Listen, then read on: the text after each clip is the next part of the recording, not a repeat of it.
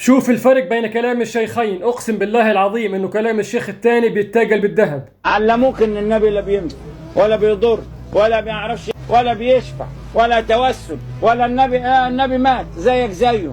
هم مش قال لك كده؟ خلاك تصلي على نبي غايب مش موجود معانا، بتصلي على نبي غيره. عشان كده دورك في العباده كله تاخد بيها العشر حسنات وتقعد وتسكت. طيب دقيقة حبيبي، البنادول تعرف البنادول؟ طبعا أنت الحين إذا صدعت تشرب البنادول ولا تضعه في جيبك؟ استخدمه بس ما بفايدة. طيب تشربه ولا تضعه في جيبك؟ استخدمه. بس تستخدمه أليس كذلك؟ طبعا. لو أحد جعل البنادول في رقبته يذهب الصداع؟ يذهب الصداع؟ صحيح. كذلك القرآن نقرأه نتدبره، مو نعلق على الرقاب. وانا قلت لك اول شيء كل شهر خاتم القران. ولو تختم القرآن ليش تعلقه في رقبتك؟ ليش تعلقه في رقبتك؟ بتحلم بها روايات مرات تجيني من جيثوم او شيء، الآية تبعد عني. الجيثوم النبي أخبرنا أننا قبل أن ننام نقرأ آية الكرسي، لا يقربك جيثوم ولا شيطان. ليس فقط آية الكرسي أقرأها، طيب آيات أقرأها. طيب الحين هل في فرق بين من يقرأ آية الكرسي وبين من يضع القرآن عند رأسه؟ هل يذهب منها الجيثوم من يضع القرآن عند رأسه ولا من يقرأه؟ بعد ما أقدر أحط القرآن تحت رأسي. لو يعني عند رأسك زي ما تعلق التميمة الآن وفيها القرآن مثلا، ما يفيدك القرآن إلا إذا تدبرته وقرأته وتعبدت إلى الله في قراءته، هنا تستفاد من القرآن طبعا، تجد بركة القرآن. لكن طبعا. أن نعلق هذه فيه استهانة بكتاب الله، أن يعلق في الرقاب صحيح. كما يعلق النصارى الصليب كما صلى الله عليه وسلم. قل آمين يا مصطفى. آمين يا رب. الله يهديك لما كان عليه النبي وآل بيت النبي أطلب منك والصحابة. الطلب إن شاء الله. تفضل. بس أقرأ سورة الفاتحة عن أم البنين. طيب سيدنا محمد عليه الصلاة والسلام زار المقبرة هذه؟ صحيح. هل قرأ الفاتحة؟ هو بعد كله هو بذاك الزمان. طيب هو قرأ الفاتحة عليه الصلاة والسلام؟ ذاك الزمان كله هو. طيب هو البناء. سيدنا رسول الله هل قرأ الفاتحة في البقيع؟ قرأ الفاتحة؟ لست أدري. طيب النبي الله قال وما أتاكم الرسول فخذوه، نبينا زار البقيع الشهداء ما قرأ الفاتحة، ليش أنا أخالفه؟ هل أنا علمت ما جهل سيدنا محمد؟ صحيح. أسأل فقط يعني ما هي الدنيا ما تسوى، يوم لا ينفع ولا مال ولا من.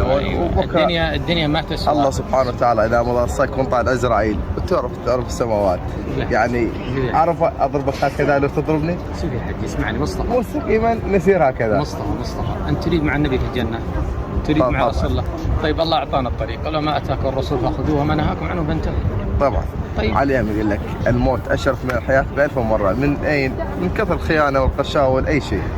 صح أم لا؟ اسمعني انت كلامك هذا ما ينفعك ولا يفيدك، اللي ينفعك انك اذا زرت المقبره تقول ماذا فعل من امرت باتباع محمد عليه الصلاه والسلام، تقول السلام عليكم اهل الديار من المؤمنين والمسلمين وانا ان شاء الله بكم لاحقون، نسال الله لنا ولكم العافيه. رواه الامام مسلم ان شاء الله. هذه الروايه ذكرها علي رضي الله عنه، ذكرها امامنا جعفر الصادق رضي الله عنه، ذكرها اهل البيت، ذكرها الصحابه. ليش نخالف نهجهم ونذهب ندور على قبور ما ثبتت اصحابها؟ لا ما يحتاج. لا ما يحتاج. يعني اسالك الان، انت تقول هناك قبر ام البنين اليس كذلك؟ طبعا. تدري ان هذا القبر مرتفع على قبر الرسول ب6 أمتار؟ لا يعني ما راح ننزل جوا. انا عارف بس كيف حتى لو 6 أمتار احنا راح ننزل. طيب اسمعني، كيف عرفنا ان قبر ام البنين والقبور في عهد النبي عليه الصلاه والسلام مستويه بالبقيع؟ لان هسه فاطمه الزهراء معلوم هذه القبه الى فاطمه الزهراء ليس معلوم. فاطمة سيدة نساء أهل الجنة رضي الله عنها وأرضاها، وحشرنا وإياها في البقيع، دفنها علي بن أبي طالب رضي الله عنه. ليس في مكان واحد مدفونة، دفنها في البقيع رضي الله عنها. صحيح. فلا نعرف قبر فاطمة ولا قبر عثمان ولا نعرف قبر عائشة ولا قبر الحسن، كلهم في البقيع رضي الله عنهم وأرضاهم. البقيع القديمة مستوية بقبر محمد عليه الصلاة والسلام، البقيع الحديثة مرتفع على البقيع على قبر النبي ب6 أمتار. طبعا. كيف لا بس احنا ما راح ننزل تحت فوق بس دخل الفاتحه. زور كما زار نبيك عليه الصلاه والسلام، السلام عليكم اهل الديار من المؤمنين والمسلمين. نكتفي بسنه محمد تكون معه في الجنه، نسال الله لنا ولك الهدايه. هسه ماشي انا ومعك. كيف؟ انا ومعك فقط. لو كنت اعرف قبر ام البنين لتشرفت وقلت هذا قبره. لا فقط طاع الصبابه هي فقط. لو كنت اقراهم في امان الله. ما في فائده يا حج. واليوم ان شاء الله نتوكل يا مصطفى لا تتعلق ببشر، تعلق برب البشر. لا برب البشر. طبعا. طيب انت لما تذهب تقول هذا قبر فلان وفلان ما تستفاد من ذلك، ايش تستفيد؟ بعد الله اعلم. كيف الله اعلم؟ نحن نزور القبور لان النبي قال فانها تذكركم الاخره، ما نزورها لاجل نتعلق ببيبان او نتعلق بتراب او باحجار، نحن اعزه بديننا باسلامنا. اليوم الشفاء برب العالمين. طيب طبعا كل شيء برب العالمين. بس انا اقول لك يعني الى زوجة مولانا امير المؤمنين فقط. طيب زوجة مولانا على رأسي وعيني، زوج علي وزوجات علي. انا ما اقول لك لكن حسابها لو كافر لو شيء لو سيدنا علي رضي الله عنه وارضاه ألم يقتل؟ ألم يقتل؟ بعد في حرب صفين. طيب قتل حبيبنا علي ولا ما قتل؟ سيدنا علي كلهم قتلوا. وسيدنا حسين قتل ولا ما قتل؟ كلهم قتلوا. طيب الذي لم يملك الدفاع عن نفسه، هل يملك أن يعطيني حاجتي أنا وأنت؟ الله أكبر. الله أعلم. كيف الله أعلم؟ عقلا قبل الشريعة الله تعالى عندنا في العراق. اسمعني الشريعة الله تعالى قال إن تدعوهم لا يسمعوا دعاءكم ولو سمعوا ما استجابوا لكم. طبعا. الشريعة الله تعالى قال أمن يجيب المضطر إذا دعاه. هذا من ناحية شرع. أهم شيء من ناحية عقل، الذي لا يملك هل يعطي؟ اليوم إذا تطلب نيتك من إمام أحد أهل البيت، نعم، إذا نيتك صافية حاجتك مقضية. لا هذا الكلام يرده قال الله وقال الرسول والعقل. تدري لماذا؟ سيدنا محمد عليه الصلاة والسلام وعلى آله وصحبه أجمعين أليس أفضل الخلق؟ طيب سيدنا الحسين رضي الله عنه لما غدر به في كربلاء من شيعة أبيه، هل قال يا محمد أو قال يا الله؟ لماذا نحن نقول يا حسين إذا؟ لماذا نقول يا محمد؟ ألم يكن قدوتنا السيدة حسين؟ لا ما نقولها. هسه السيدة الشريفة بنت إمام الحسن. طيب بالآلاف الناس شافت المرضى. لا هذا كلامك. هي لو كانت تشاف المرضى ما ماتت مريضة. أنا ما أقول لك. وما قتل أقاربها وما مات. حتى إمام زين العابدين استشهد مريض. اسمعني سيدنا الحسين ألا تعتقدون أنه مات عطشانا؟ طبعا. طيب الذي مات عطشانا ولم يستطيع أن يروي نفسه هل يرويك؟ بعد المنع. هل يشفيك؟ بعد المنع ذاك الماء عن ذاك الزمان. طيب هل من مات عطشان يستطيع أن يرويك؟ ليس بعد موجود، بعد أصحابه موجودين. طيب أصحابه الآن هل ينفعون؟ إذا سيدنا حسين هو رأس الهرم ما نفع نفسه، كيف من أتباعه ينفعون أنفسهم؟ بعد ينفع نفسه شلون ما ينفع نفسه؟ طيب بالآلاف الناس شافت. بس أنا ليش قاعد أقول لك؟ تريدني أصدق الله ولا أصدق؟ صحيح. ليش أقول لك؟ الله تعالى. طيب اسمعني يا مصطفى، أسأل الله أن يهديك لاتباع البيت. الله قال وإذا مرضت فهو يشفيك. من الشافي إذن؟ الله سبحانه وتعالى. فلماذا نطلب الشفاء من غيره؟ أحسنت. فنيتك أنت بعد نيتك تطلب من الإمام. لا أنا مصطفى، لا أنا ولا أنت نستدرك على الله إن شاء الله. إنما لما الله تعالى قال أنا الشافي نصدق ونسلم. نحن مسلمين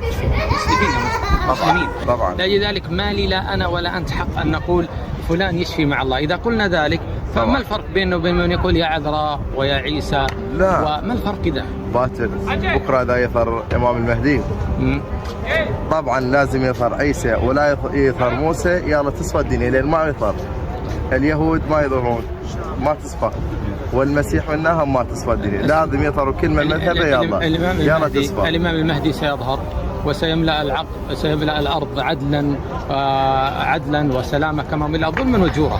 لكن سيظهر في زمنه أنا وأنت ما علاقتنا. الله أعلم.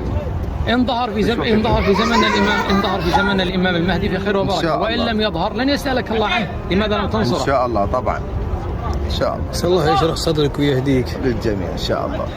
أسأل الله. بس أنا اليوم ألقى لك ليش يعني أطلب حاجتي. أنا قاعد أقول لك هذا التعليق فيها هذه فيها مشكلتين. افتحها. لا افتحها. لا افتحها ما عندي فيها إشكاليتين. الإشكالية الأولى تشبه طبعا بالنساء. الإشكالية الثانية من النبي عليه الصلاة والسلام يقول من علق تميمة فلا أتم الله له. لما يدعي عليك محمد عليه الصلاة والسلام كيف تجد الخير والبركة؟ بعد الخير والبركة هو بها من بيد الله. طيب ليش تعلق طريق سلاسل؟ لا هسه علقتها ما صار لي يعني 3 أشهر من توفت. أزلها وإذا شعرت بألم اقرأ قوله تعالى قل أعوذ برب الناس ملك الناس إله الناس من شر. أنا ليش من حسد الناس؟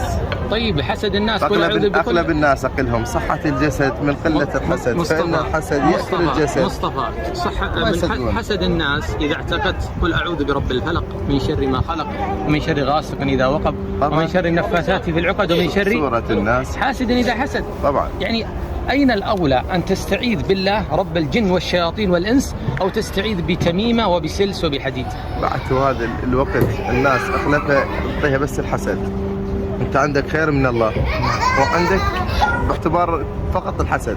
طيب اليوم تشوف شيء فقط تتحسد. مصطفى أنا أحصن نفسي بما علمني ربي. أنا أستعيذ به ألتجئ إليه من الشياطين والجن والحسد. بعد كيد الشياطين. طيب ليش ألتجئ إلى غيره؟ ليش تجي الى سلاسل؟ بعد لبس ثاني تذكر قلت ان شاء الله هم اندعي لوالدتي وهم اصلي لها وهم اختم لها القران وهم ما انت مسلم ما معنى الاسلام؟ طبعاً. انت كلنا ان تستسلم لاوامر الله. طبعا. هل في ذلك استسلام لامر الله؟ هل في ذلك؟ طيب ليش ما تنزعها؟ انزعها حتى تنجو، بس انزعها حتى تنجو. هو انا بس بالنهار البسها، بالليل ادبها ما اخليه. الشيطان يعرف ليل ونهار. طبعا لا يهبل الشيطان. الله يشرح صدرك ويهديك. الله يهديك مصطفى، قول امين. امين يا رب العالمين. هسه ما الله كلش. لا تريدني اسمح لك تدعو مع الله؟ لا فقط اقرا سوره الفاتحه. طيب مو ليس أنا اقول لك النبي زار المكان ودعا لهم بالرحمه والمغفره. فقط اقرا سوره الفاتحه في امان الله. شوف لو قراها سيدي محمد لقراتها انا، لكن النبي سكت عنها انا اسكت، لست افضل منه ولا اعلم منه عليه الصلاه والسلام. طبعا صحيح. خلاص بس ما يصير فقط اقرا سوره الفاتحه. انا نصحتك. انت تريد تتبع كنت انت الناجي، ما تريد تتبع كنت انت الهالك. بعد دينكم اليوم هكذا، لازم هكذا. اليوم اجيكم لازم اتبع دينكم، صح ولا لا؟ شوف الله يقول الله يقول لا اكراه في الدين. انا ما اكرهك على ما انا عليه، انا قاعد ادعوك لما كان عليه النبي وال بيته والصحابه بالحجه والدليل فقط. طبعا هو فقط هذا ان شاء الله. هسه انا ما بيها مجال بعد يا مصطفى، قول امين. ان شاء الله. الله يهديك لاتباع ام البنين. الله يسلمك. خلاص الله مصطفى. يخليك. شكرا. هداك الله. شكرا يا الله طيب. يهديك. شكرا لك يا عبد. حبيبك الله. الله يسلمك.